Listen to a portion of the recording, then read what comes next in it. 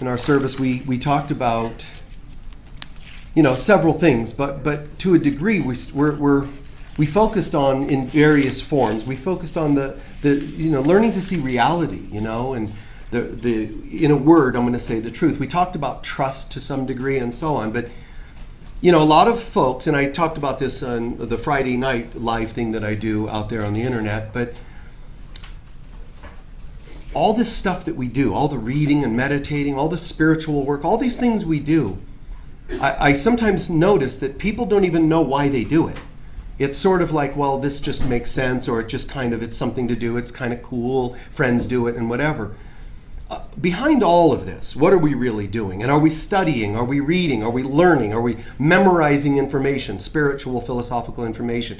What's really happening is, when you hear the phrase in the scriptures, you need to hear the good news of the Lord. And people, fundamental Christians, would say, the good news of the Lord is the word written in the Bible. And it's not. It's not ink on paper. Really, the good news is, hey, I've got some great news.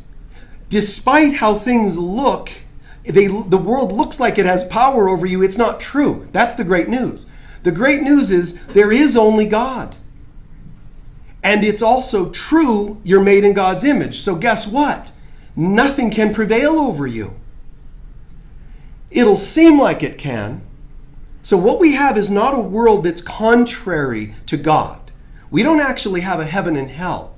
We have a heaven and what seems to be something else. Only seems to be. So that's, all this work that we're doing is not the old religious context of we're trying to defeat evil, or we're trying to overcome our ego. Mystics would maybe look at it more like you have to overcome the ego. It's a mystical way of saying something that the Christians might say you have to defeat evil. There's the pictures of Archangel Michael stabbing Satan, and, victory, onwards Christian soldiers, that sort of thing. But in reality, that's not what it is. There really isn't a fight. So you have Jesus saying, resist not evil. There's something to that.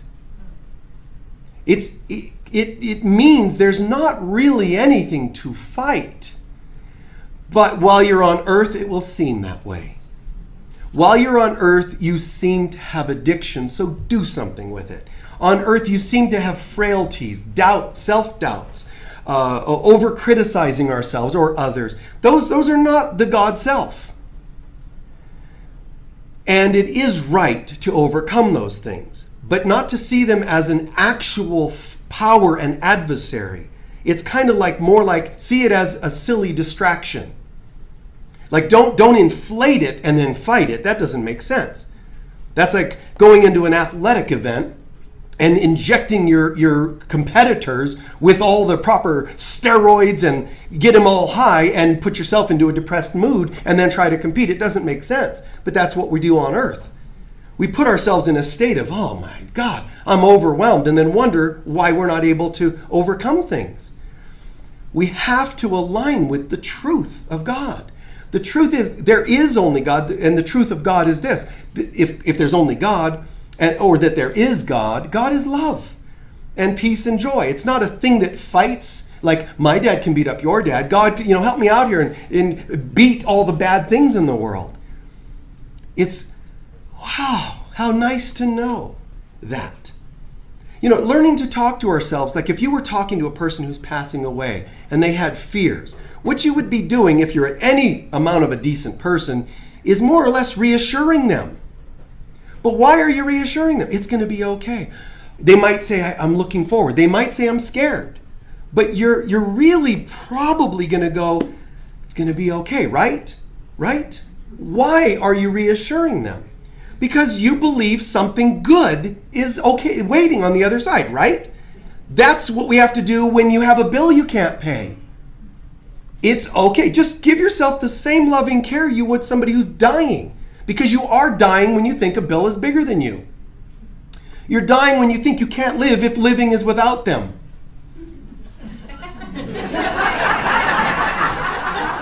I can't live, Oh my God. How could I, like if I were a musician, how could I sing that song with a straight face?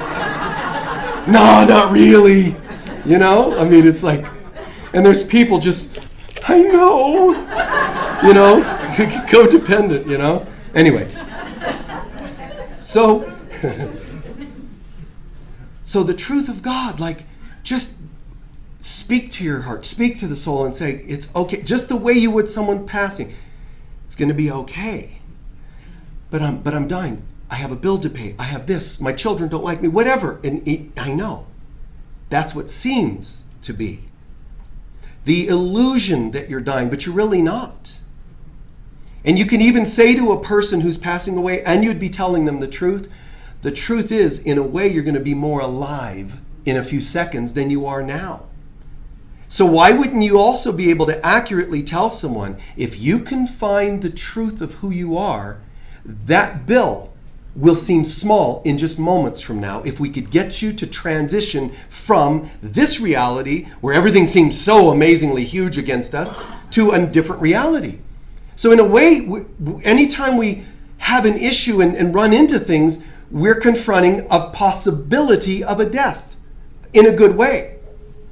So we don't let life crucify us. We learn to crucify it in a good kind of a way. We learn to say, you know what, enough of this. Let it pass away. Let it die, the old self. I used to think that I can't live if living is without you. I used to think that, God, these bills, they're just so huge. Or I cannot overcome this addiction. Whatever it is. Just be able to say, that's how I once thought. Even if you're not totally healthy and whole yet. Know that that's the truth of God. So we have the truth of God, which is a capital T. We have our truth, which is a lowercase t. And then we even have human facts on earth. And humans tend to mix these all up. It's a fact. You broke up with me. You kicked me in the leg. Whatever it is. You said something rude to me. And it's a fact. So now I'm upset. Meaning, the truth of who I am, capital T, is gone. The lowercase t is even gone. And I'm now little because of what you've done to me based on facts. And humans love to live on that. Well, yeah, Michael's telling us we're supposed to love and see the light in people. But the fact is, that person did this. We build facts based on our senses. And yogis throughout history have said, do not trust your senses. Do not trust your eyes. I saw that with my own eyes. I saw them doing this. I heard them saying that. I felt them kick me in the leg or whatever. Those are the facts. And mystics and masters and God itself is saying, my children, please try and reorient yourself to listening and looking for the real truth and not the facts. And that's like, excuse me? Wait, God, if you love us, why would you ask us to ignore facts that are so intensely real to us? And that's why people are afraid to return to God. That's why they're afraid to take that final movement into reality, because you can't take it with your human facts. So we learn to let the facts fall away, which is like the yogis saying, let your senses fall away. That's why they do all those intense exercises that they do, disciplines for years and years and years and years. They're peeling away the program that the senses matter. And then they learn to trust something else, not these eyes, but this eye. Not these senses, but an inner knowing. And it is almost impossible. But that which is impossible for people is possible for God. So it's not really as easy to do on your own as it would be if you're asking for God's help. That's why the workbook lessons of A Course in Miracles are saying these things like, I don't know what I'm seeing. I don't understand things that I think I see. It's more gently helping us peel away our opinions of life. And it's not intending to make you feel bad, like saying, when you're saying nothing I see means anything. That can be really threatening to the self, especially if you're building a case. I'm angry because someone did something to me. And it's a fact that they did it. I even have people that saw it. So it's a fact. So don't tell me to forgive them. I have nothing to say to that. You got that? See, we're asking people to learn how to forgive, but when they're saying, wait a minute, here's my stack of facts. Now, that is not going to be proven wrong. How are you telling me to forgive if these are the facts? So then people think what you're supposed to forgive is a thing you're doing despite the facts. People think that forgiveness means, okay, here are the facts, you're a horrible person. But I'm so not horrible that I can forgive you for being the horrible person you are. The bigger the stack of facts I have against you, the more amazing I am. And that's what people think forgiveness is. Logically, that makes total sense. The divine in us and of us and so on, and that created us, the divine is saying, one day you're all going to realize, and this is very challenging to understand, before anybody did anything and became a fact that you filed, you already set it up that way. For example, before anybody ever betrayed you, you had low self-worth buried deep inside. And then they manifested it. So if you really look at the paperwork, here's my stack of facts about what you did to me. If you really do your research, I don't need any research. The facts speak for themselves. Well, wait, if a fact is a piece of paper, what do you mean it speaks for itself? It's dead. It's just a piece of paper. What are the facts? I have photos. Photos are an illusion. They're just dense materials. What are the real facts? The closest humans will know to real is what's in the heart. Do you know what's in the heart of the person that did whatever they did? No, you're talking about the facts, the actions. So you're so shallow that you only want to talk about the most external, material, dense level of something and call it your reality? Really? Okay, good for you. I mean, that's it? That's your reality? All based on facts.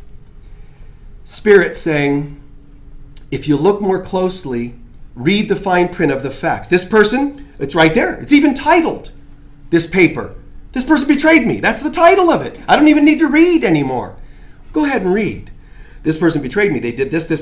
Yeah, it's all the bullet points even. And there's lots of them. Wait, there's more. Flip on the back. This person's really hurtful. Keep reading.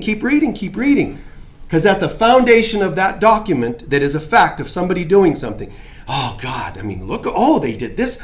I didn't even know about some of these. Now I hate them even more. Read. And somewhere you're going to get to, my low self-worth assigned the job to them, or at least allowed them, permitted them to do the following.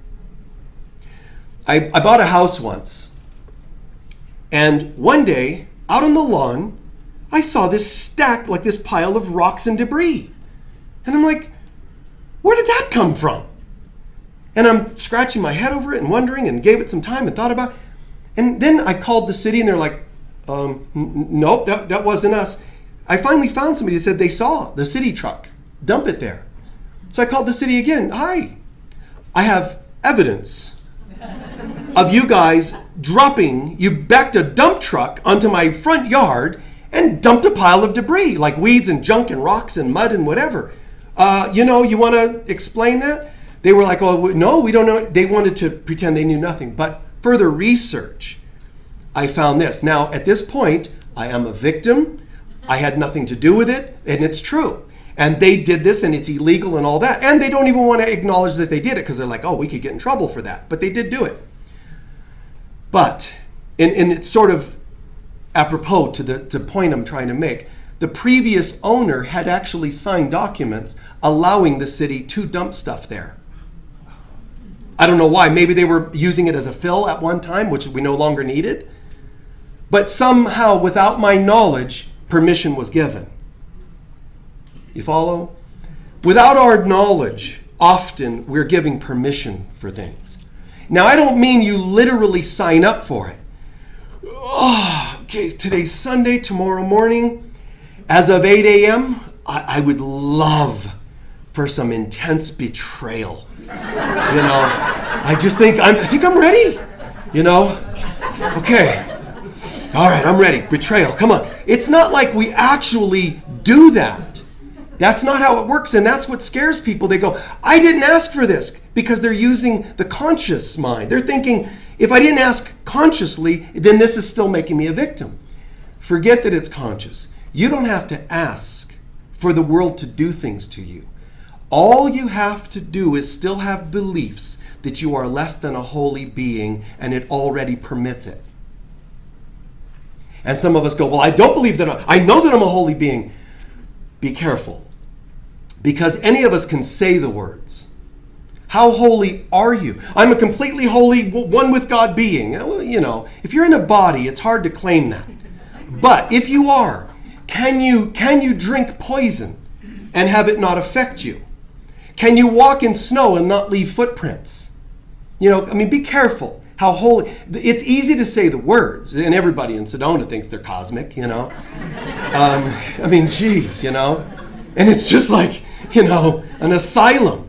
But anyway, that's another. Well, anyway,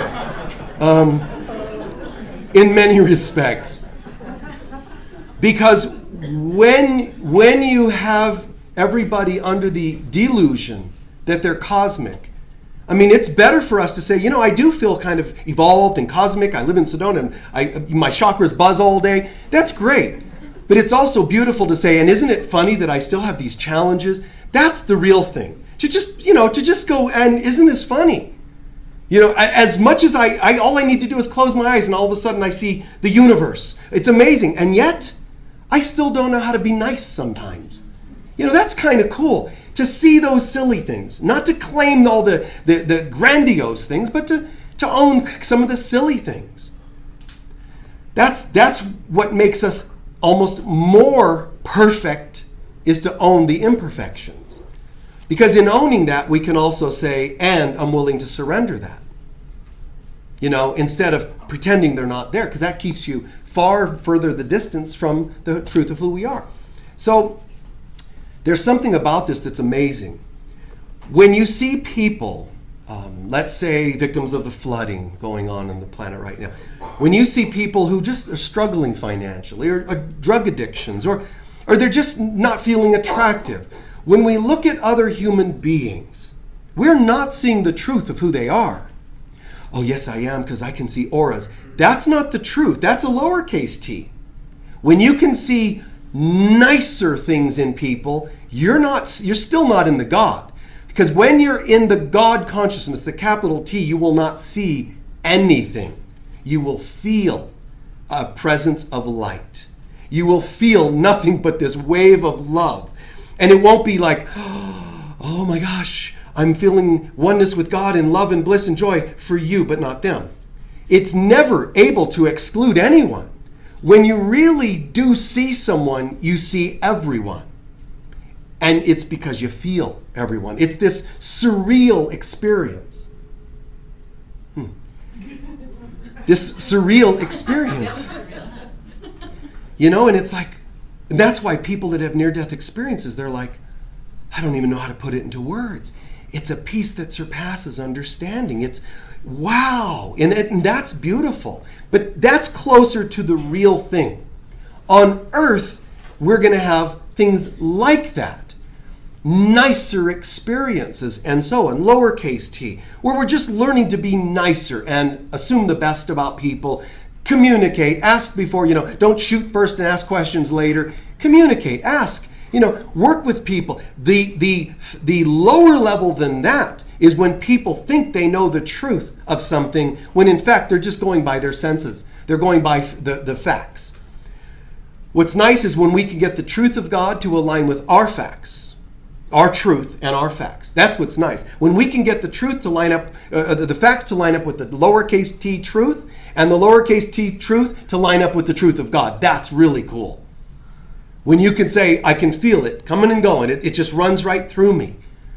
The facts are, whatever they happen to be, business or prosperity or whatever you're affirming or working on, the facts are my prosperity is increasing.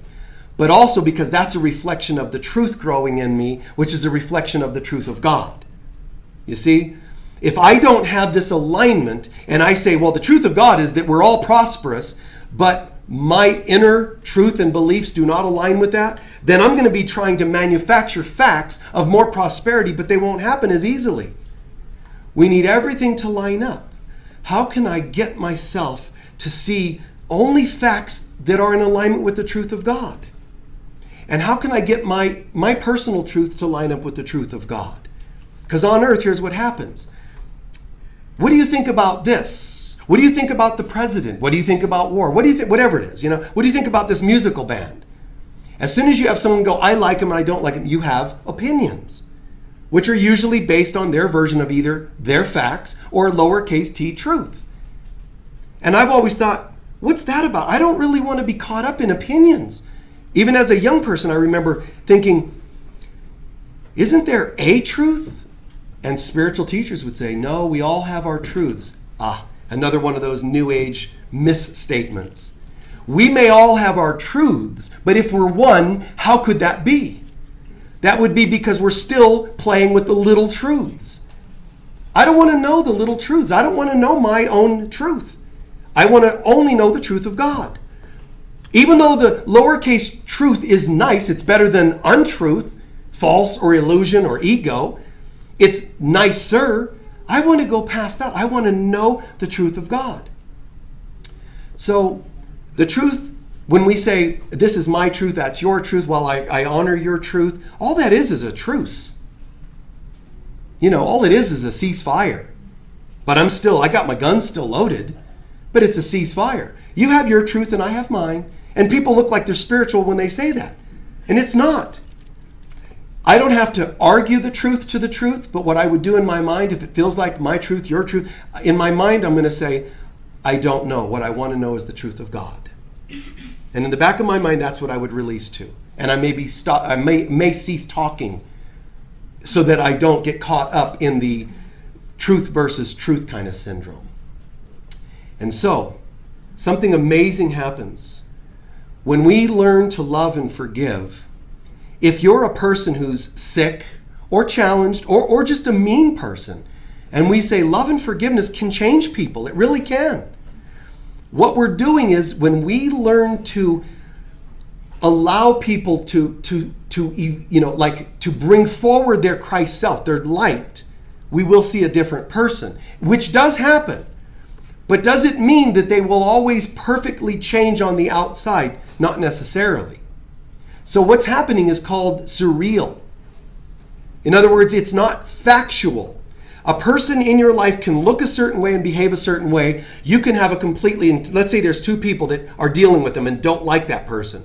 One of them works forgiveness, one of them doesn't. What's going to happen if the one forgives them and you say, they're totally different now? It doesn't mean they'll look different to the other person, right? They might still look the same. But why does this person go, it's the weirdest thing. Their face looks more gentle, or their words don't seem to trigger me as much. You'll feel like they changed. And that's because physically they may not, sometimes they do make some shifts and cellular changes happen. That's true. But sometimes that's not what happens. What more likely and what usually happens is their light body, their higher self, let's say, starts to shine through. But it can only be seen by higher vision. So this person is still there. They might look the same. Then how is it that I'm seeing something different? Because I've done my work and I'm seeing a person there. Remember in the movie Star Wars, 1 minute there's Obi-Wan Kenobi, right? And he's a physical person and he's fighting and he gets killed in one of the episodes. And then later on in that movie, he's standing there in a completely light body. He's still fine. Well, it's kind of like that, except the person doesn't have to be deceased to do it. You can actually see, think of it like a sci-fi almost thing, but instead of a dark being shining through somebody like a Jack Nicholson kind of a character, imagine that there's a light that comes forward. And even when the person acts creepy, you're responding different because you're seeing an angelic presence come through them. That's what happens when we practice forgiveness. Something else. And if you don't know that, it's harder to experience it. Once you know it, it's easier to see it, and it's easier for this to actually happen. Because we're not going to be trusting our eyes, we're going to be trusting what I just said. That it is possible for people to still hold density, but in our ability to see them, choose to see them differently, another them can come forward. That may not be visible to anybody else. But because I have shifted my perceptions, I'm able to see another them. Is that making sense? And it's quite beautiful. And so when you're saying, when I have to forgive somebody, there's this relative of mine, and they were really gross and rude to me. Michael's saying, forgive. I'm going to forgive that person. That's not the them. You're not forgiving like as much as you think. It's not what they did. What you're saying is, I'm done allowing that to affect me, and that's not the real them anyway.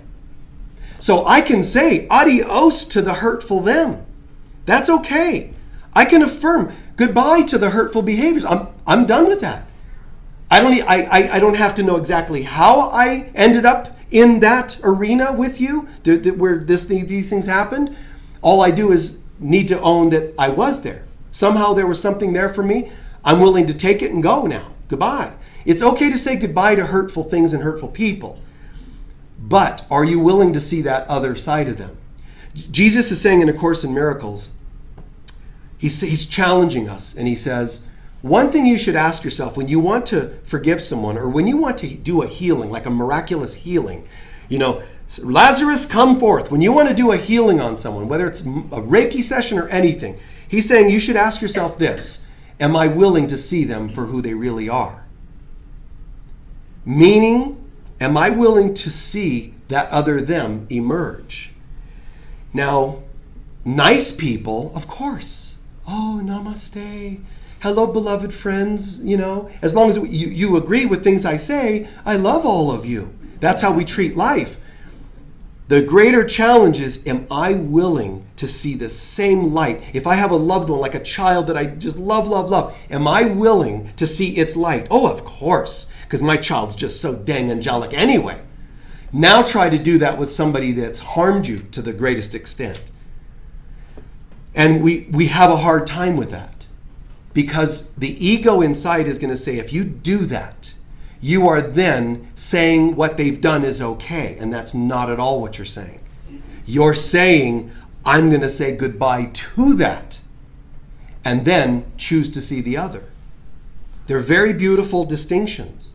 You're not asked to placate. You're not asked to enable. You're not asked to do anything. Definitely nothing that would cause you harm. That doesn't make any sense spiritually. We're asked to say goodbye to those things and whatever effects they may have had. And that's kind of a process. It's not necessarily all in one moment. We let the layers peel away. So there's this truth of God. And it's not a philosophical thing. It's the truth of God. We will never know the capital T truth of God if we're not willing to first see the lowercase t truth in ourselves and others, and then ask to see the greater truth. We actually cannot rise in consciousness without applying it right here with each other. It's the strangest thing. I've said this many times, but I'm going to read you a quote actually first. While truth is simple, it must be taught to those who have already lost their way in endless mazes of complexity. Truth is simple. It's not like I'm going to go on a quest to discover the truth or the truth of God. It's actually simple, but there's layers of self in the way. We've put this maze of complexities, and that's got to go. And then he says in the Course, and this is the grand illusion. He's saying, this is the paradox. This is the funny thing. We have to learn that the truth, which seems like it would be complex to find, is actually simple. It's not a looking anymore, it's an accepting. But how can I forgive that person? And think, I'm being protective. So what all of us do without realizing it is we have defense mechanisms in place. even defenses against God. I do not want to become too spiritual too soon. Because, I might need to keep an eye on things. I want to forgive people. I'll start with you. You? No. And this is what we do. We sit and select conveniently how much spirituality we're going to apply, how much forgiveness we're going to apply. And all of us do it to varying degrees. And the best way to solve that is not going to be, I'm just going to kick the door down and pretend I forgave everybody all at once. It's best to say, I get it.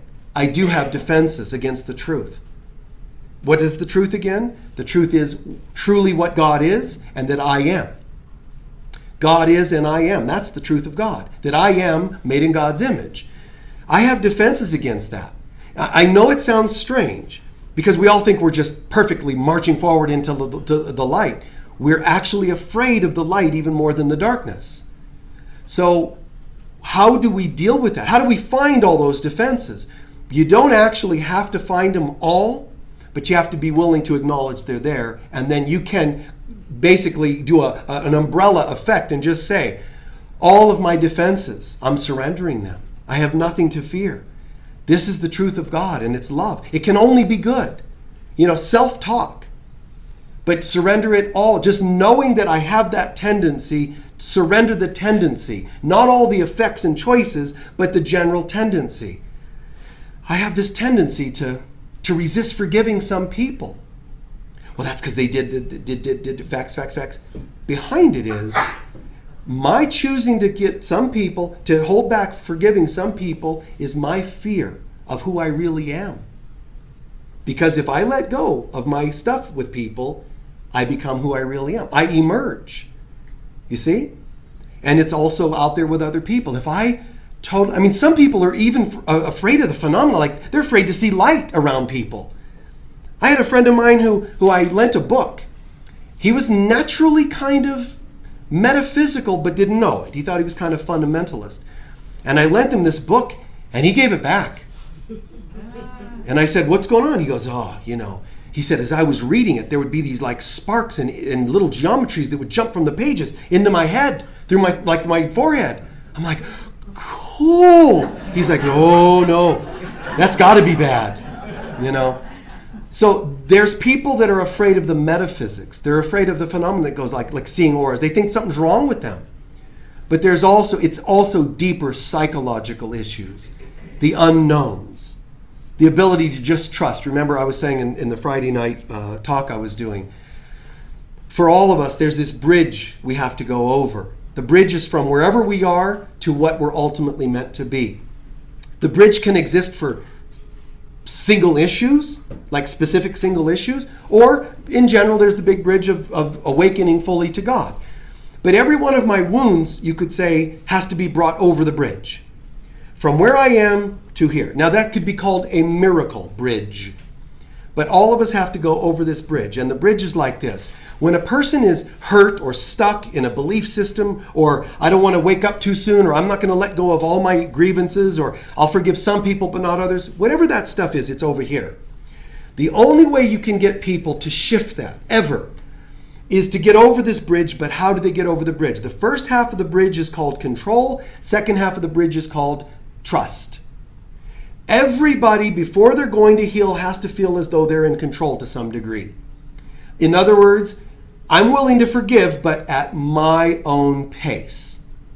I don't want to be like just surrendering. I have to feel like I'm in control. What do you think's behind control? Fear. But even God says, then you go ahead and stay in control, but try to walk over the bridge. But I don't have to. No, you don't, honey. Okay, fine, then I'll walk. I don't have to run, right? No, you don't have to run. You don't want to become too spiritual too soon. Fine, then I'll walk, but and sometimes I'll stop. That's okay. You see what I'm doing? That's what we do. We do this game as we're going over the bridge, but as long as there's progress, it's still healthy. At some point, you're going to go, control, I'm still needing to control. I need to stop, need to pause, not become too spiritual too soon. Well, I'm going to do this, and then I'm going to have some doubts, and then I'm going to move. At least there's movement. You get to this point, and the second half of the bridge is called trust, where I now know that I can trust. I don't have to control every movement. Now I trust in God, but I also trust in the goodness of other people. I trust my counselor that if I divulge personal information, they're going to help me with it and not turn on me and tell all my neighbors. You know, whatever the stuff is, whatever your peeves are and secrets are, I'm willing to let those go, and then we go over this bridge to that trust side, which takes us home. And the only thing, there's one common word that has to be there when you're controlling and when you're trusting. One word that's a theme underneath all of it, and that is safety. Ultimately, not just feel control, I have to feel what? Safe. When I'm trusting you or God or anything, I have to feel safe. So I need to encourage my ability to ultimately feel safe. And as I know the truth of God and the truth of who I am, I start to really recognize I'm safe beyond my imagination. I always used to have defenses protecting me. That never protected me. When we said, I'll never fall in love again, that didn't protect you. Even if you don't fall in love again, you're already in hell for that. So the things we think protect us don't protect us. I'll have children and I'll keep them in the house. They'll never go out so that nothing bad can happen. Do you have stairs? They might fall and trip down the stairs, you see? Anything can still happen. You're right. I'm going to put them in a plastic bubble of oxygen in a hospital where they'll be watched over 24/7. That's not actually protective. And that's what we do. We put up walls to protect ourselves. Well, I'm protecting my heart. It never actually accomplishes it. And it actually does the opposite. Isolates us, hurts us, and you're coming back anyway. You leave this life going, it was pretty good. I didn't mingle with humans. You know, I just lived in a cave since I was a child, and that was good, you know, because I never had human issues. That didn't help. You're still coming back, and you'll have to live with lots of humans. You know, it doesn't work. All of our attempts to protect, defend is what it really is, doesn't work. So I have to learn to come out. And when I learn to come out, I have to trust. Start with a little control if you need it, but eventually trust. Trust someone, trust somehow, but come forward. And you'll say, well, but they do hurt us. I know. Trust in the trustworthy things. It doesn't mean do foolish things like jump off a cliff and trust the angels will catch you. They will when you get to the other side. You know, how did that work, you know? So you have to come back and be like a skydiver or something. I don't know. You know, and repeat this over and over until you understand it. We forget what this is all really about. Humans are not always in the truth of who they are, and when you're not in the truth of who you are, you're in the falseness of who you are, the ego. And if you're in the falseness of who you are, why am I expecting you to act truthfully? Accept it. Know that. Jesus is saying, be as gentle as doves, but as wise as serpents. Have a heart and be gentle, but use your head, like Buddha's saying. Rational thought. I trust everyone, because I just heard this talk about trust. I trust everyone. I think I'm going to go get all of my money out of the bank, keep it in my wallet. Then I'm going to go to a bar and get blitzed and leave my wallet on the counter because I trust everyone. It might not be there when you wake up or come to or whatever it is people do. It may not be there. And then you'll say, I knew it. Michael lied. He's one more person that I need to not trust. See, because the ego wants us to constantly have reason to check things off like that. So what you do is you bet on a sure thing. A human being may fail, but the God in someone can never fail me. The more I learn to love and evoke the good in people, the more I will see the good in them. And the more good will come out of them. I've had people around me that I could tell saw my innocence. People that would typically be hurtful, and they didn't do that to me. It's weird. I remember seeing this times in my life where they would see something different, almost like they sympathized with me. It was the funniest thing, almost like, you know, you're too much of a sucker or something. They didn't know how to label it, but they saw something in me they didn't want to do to people they typically would do that to. It was kind of cool. If we are really good, we will evoke the good in others. We think we're doing that as spiritual people, but often we're not, because we're still loaded, fully loaded with our judgments and fears. If you want more trustworthy people, well, be more trustworthy, first of all. That's good karma.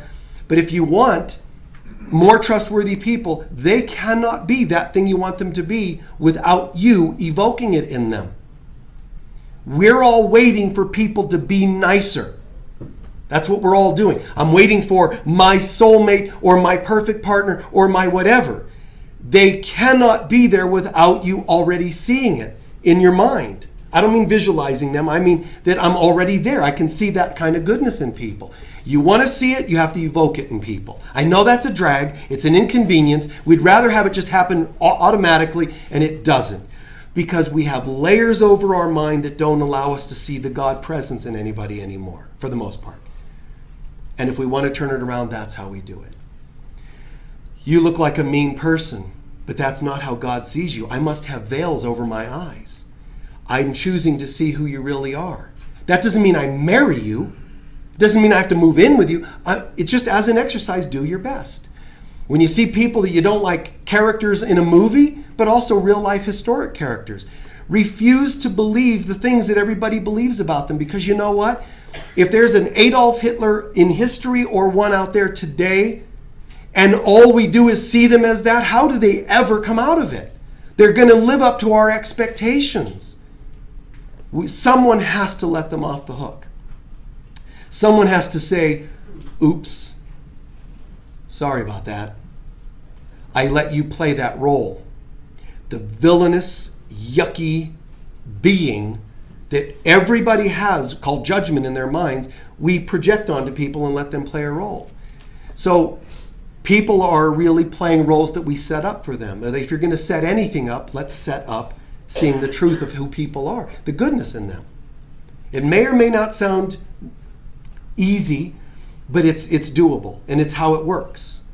It's how we get to heaven, is through the consciousness shifting, right? How we see angels is not, God, I can't wait till the angels eventually come and get me away from the screwed up humans. It's how do I see the angelic self of each person? And I'm not saying that's always easy, but if you have someone that's in front of you who's really not acting very angelic, that's the one you set up for today. That's your test. And if they're really challenging, just say to yourself, ooh, good one. Nah, it wasn't, they're so evil, it's a test. This is how much I'm projecting onto them to test myself. Okay? Please take a few centering breaths.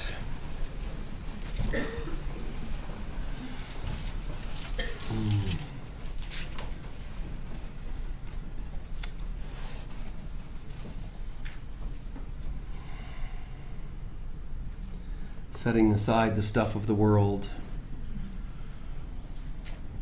as always. When we choose to get still and choose to get quiet, it's kind of like setting our priorities straight, getting them straight. I'm choosing to know something else besides what's in my head. The truth. Take for a moment the time to imagine individuals that you believe really did a great job exhibiting the truth of God to you. People that looked, felt beautiful. Their hearts were good, man. They were great channels of divine presence. Think of at least one or more individuals that you could say did that. If you can't think of anybody in your life, then use historic characters if you must. Jesus or Buddha. But at some point, because that's your need to control who it's going to be. But at some point, trust that there's probably even people in this life that have done a fairly good job anchoring, manifesting good presence.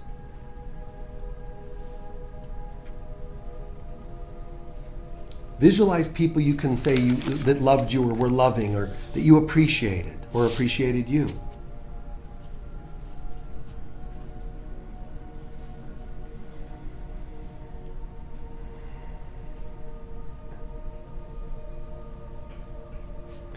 Feel the heart just naturally opening and expanding. That's a natural effect of goodness. When I see goodness, my heart just opens. And if it's not opening, there's still fear. So just allow it. Try to allow it. If you're seeing a good, angelic kind of person, it doesn't mean they're always perfect or always behaving a way that is perfect to you, but they're just pretty good people, or there was a good energy there. And feel the gratitude and the expansion of the heart.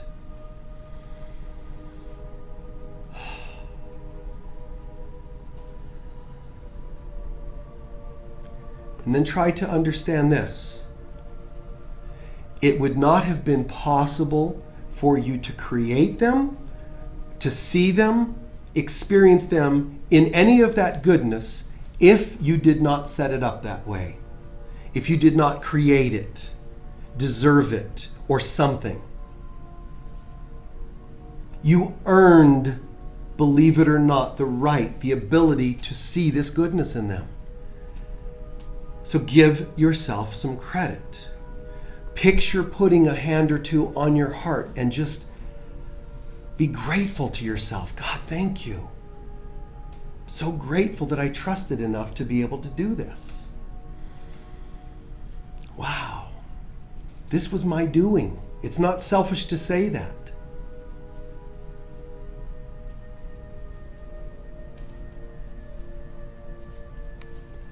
And then imagine a person that has been challenging to you. Let them just come to mind, whoever they happen to be. Let the Holy Spirit bring them forward. And don't let your head say, well, they're not the most. Or if they come forward, they're the right person to work on. Sometimes I haven't seen that divinity in this person.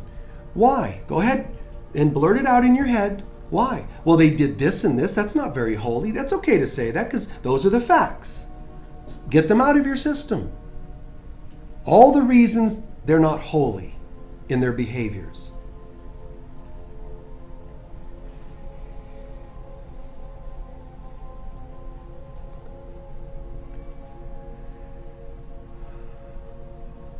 And then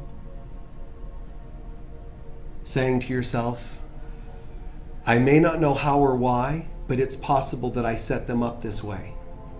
It's possible that they were there to act out what for me? I didn't deserve, or whatever else. Let it come to mind. What were they acting out? My shame, not deserving, whatever it happens to be.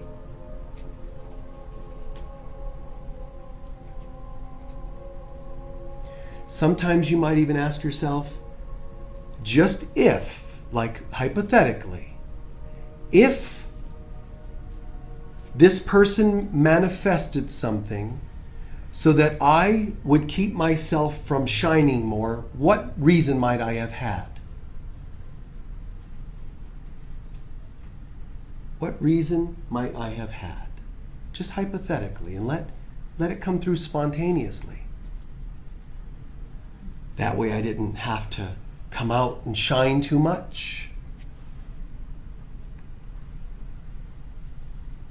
Did it keep me from trusting because I might have gotten hurt?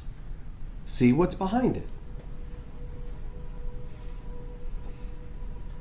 Good. Dear friend, you're saying to them, you are what I assigned you to be. I may not know how or why I made such an assignment, but I was mistaken. I actually did not need you to play out anything. I am now brave enough to see whatever that would have been, own what it would have been, and release what it would have been. I'm ready to be who I really am. I'm sorry for assigning that role to you. You never really stood a chance. I'm not really responsible per se for their decisions, but I'm responsible for their decisions in my life to some degree or another. I'm sorry. Please forgive me. I love you. I love your soul, who you really are. Now, do your best to see that person that challenged you at one time or another, and do your best to imagine them with light growing and emerging from inside them. There's the image we saw, but imagine the light body of them, the angelic self coming forward and shining so bright that the other almost like bakes away, crackles and just falls to dust. See this other self. If it's too challenging, that tells us exactly how determined we are to be the truth of God. So it's worth at least a try. Doesn't justify the behaviors or any reasons behind it. It just means I'm willing to see something else. And now that I see this light in you,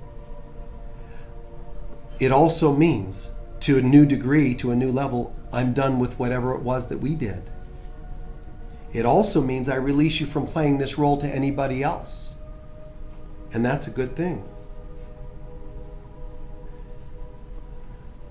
And then let that image fade for a moment. And let's come back to ourselves and our own heart center. Our own heart, and feel in the heart. How am I different? How am I changed in any way, shape, or form from this? I am here to know the truth of God. I choose not to stand in the way, nor will I hold any symbols of other people up to fend off the truth of God any longer. No more judgments, no more issues. I let them all go, and I welcome in the presence of God, the truth of God. And I'm capable of doing this for every human being that's ever existed.